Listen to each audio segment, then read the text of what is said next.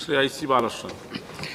Sir, ഈ സംസ്ഥാനത്ത് റോഡുകളിലുണ്ടാകുന്ന അപകടങ്ങളിൽ കാൽനട യാത്രക്കാർക്കും അപകടങ്ങൾ ഉണ്ടാകാറുണ്ട് സർ. അവർക്കുള്ള സുരക്ഷാ സംവിധാനങ്ങൾ ആലോചിച്ചിട്ടുണ്ടോ?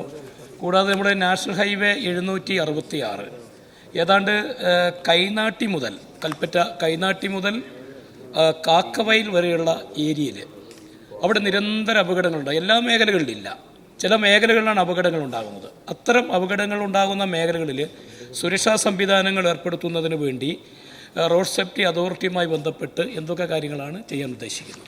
Yes minister. കാൽനട യാത്രക്കാരുടെ കാര്യം അദ്ദേഹം പറഞ്ഞ വളരെ ശരിയാണ്. പ്രധാനമായും ഇന്നത്തെ അപകടത്തിൻ്റെ ഒരു കാര്യം, ഈ കാൽനട യാത്രക്കാരിൽ പലരും റോഡിൽ കൂടെ നടക്കുന്ന മൊബൈൽ ചെവി വെച്ചുകൊണ്ടാണ്. ഈ മൊബൈലിലെ ശ്രദ്ധ പോകുന്ന സമയത്ത് വരുന്ന വണ്ടി അറിയുന്നില്ല, ഒന്നും അറിയുന്നില്ല. വണ്ടി വന്ന് തട്ടിക്കഴിഞ്ഞാൽ ഇരുവശവും നോക്കി റോഡ് ക്രോസ് ചെയ്യുന്നത് എങ്ങനെയാണെന്നുള്ള പാഠം അറിയില്ല. ഇരുവശവും നോക്കാറില്ല, മൊബൈൽ ഫോണിൽ സംസാരിച്ചുകൊണ്ട് ക്രോസ് ചെയ്യും. വേണമെങ്കിൽ വണ്ടി നിർത്തും എന്നുള്ളതാണ്. പക്ഷേ നമ്മുടെ നാട്ടിൽ ഡ്രൈവിംഗ് പഠിച്ചിരിക്കുന്നവർക്ക് എന്തിനാണ് സീബ്ര ലൈൻ വരച്ചേക്കുന്നത് അറിയില്ല. നിലവിൽ ഇപ്പോൾ പുതുതായിട്ട് പഠിച്ചുകൊണ്ടിരിക്കുകയാണ്. സീബ്ര ലൈൻ എന്തിനാണെന്ന് വരച്ചേക്കുന്നതെന്ന് ഡ്രൈവിംഗ് പഠിപ്പിക്കുന്ന ഇൻസ്ട്രക്ടർക്ക് പോലും അറിയില്ല.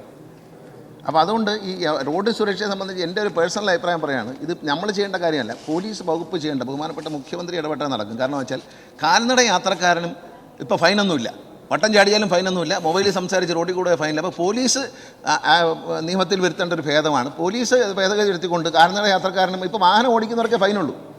തോന്നിയ പോലെ റോഡ് ക്രോസ് ചെയ്യുന്നവർക്ക്, മൊബൈൽ സംസാരിച്ച് വട്ടം ചാടുന്നവർക്കൊന്നും ഒരു ഫൈനുമില്ല. അതിന് ഫൈൻ ഏർപ്പെടുത്തണമെന്നാണ് വ്യക്തിപരമായി എനിക്ക് തോന്നിയിട്ടുള്ളൊരു കാര്യം. കുറേയെങ്കിലും അപകടം കുറഞ്ഞു കിട്ടും. കാരണം വന്ന് കീറുകയാണ്, വണ്ടിക്കാരെ മാത്രം നമ്മൾ കുറ്റം പറയാൻ പറ്റത്തില്ല.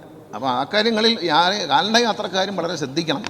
അതിനുവേണ്ടി ചില പദ്ധതികൾ നമ്മൾ തയ്യാറാക്കുന്നുണ്ട്. അതുപോലെ താങ്കൾ പറഞ്ഞ സ്ഥലത്തിൻ്റെ കാര്യം ശ്രദ്ധയിൽപ്പെടുത്തിയിട്ടുണ്ട്. പരിശോധിച്ചതിന് ശേഷം അതിന് മറുപടി പറയാം. അത് ബ്ലാക്ക് സ്പോട്ടായിട്ട് നാറ്റ്പാക്ക് പഠിച്ചിട്ടുണ്ടോ എന്ന് പരിശോധിച്ചതിന് ശേഷം എന്താണ് അതിൻ്റെ മാർഗം പെട്ടെന്ന് പറയാൻ പറ്റുന്നത്.